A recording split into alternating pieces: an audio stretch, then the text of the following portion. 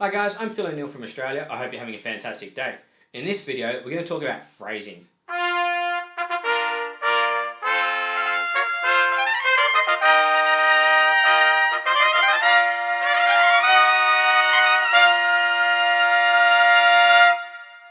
So as I mentioned in the introduction, today I'm going to talk about phrasing. I'm going to use the John Williams Summon the Heroes as the demonstration.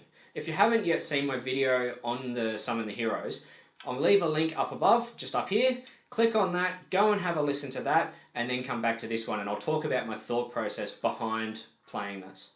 If you guys are enjoying these videos, don't forget to hit that subscribe button.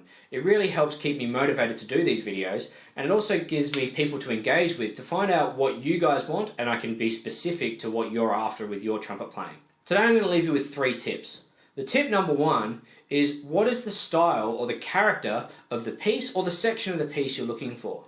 Is it happy? Is it sad? Is it heroic?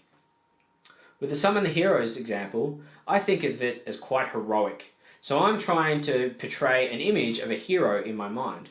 So my first phrase kind of goes like this.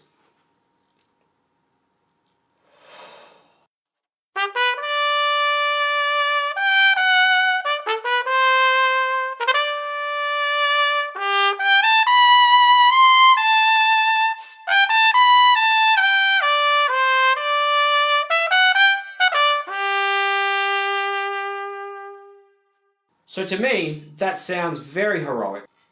So my second tip is think about the long phrase. Now we're not talking about where to take a breath with phrasing, we're talking about where the music leads. Tell the story, where does it head to? Now every sentence that we say doesn't just end like this. We want there to be flow, we want there to be gaps, we're thinking commas, we're thinking about growing that. And that's the second part of the tip, is make sure that you can tell where the long phrase is and where the high points of the mini phrases, I like to call them. So in the opening phrase, it's quite a long phrase and it needs to be broken up with breaths. But you can hear that there are mini phrases in there. So my first mini phrase sounds like this.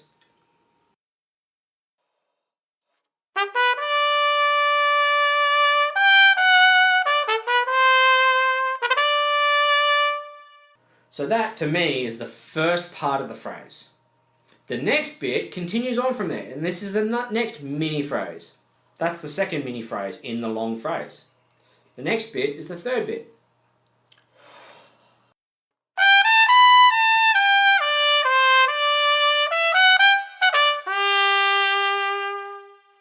So as you can hear, I've broken down the first phrase into 3 mini phrases, and there's little bits of pauses in the conversation, and you can hear that it all flows. But ideally, it all makes one phrase, like this.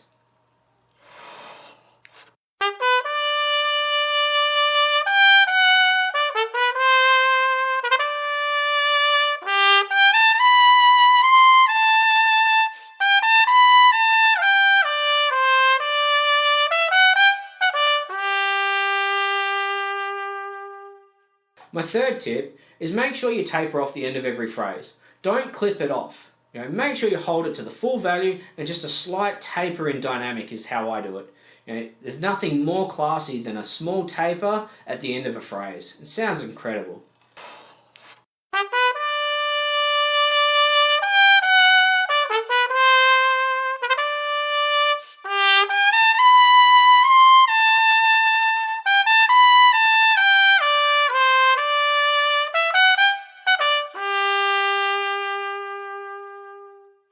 So just to reiterate, my 3 tips are, what is the character of the piece or the section of the piece that you're performing? My second tip is tell the difference between the long phrase and make out the mini phrases all the way through. So you've got your commas as well as your full stop or your question mark. And my third tip is hold the end of the phrase to its full value and taper off slightly.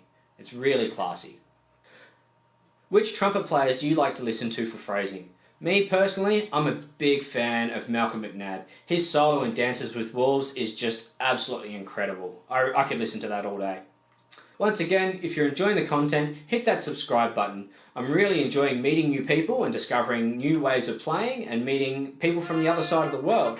It's a fantastic trumpet community we're building. Once again, I'm Phill from Australia, and happy practicing.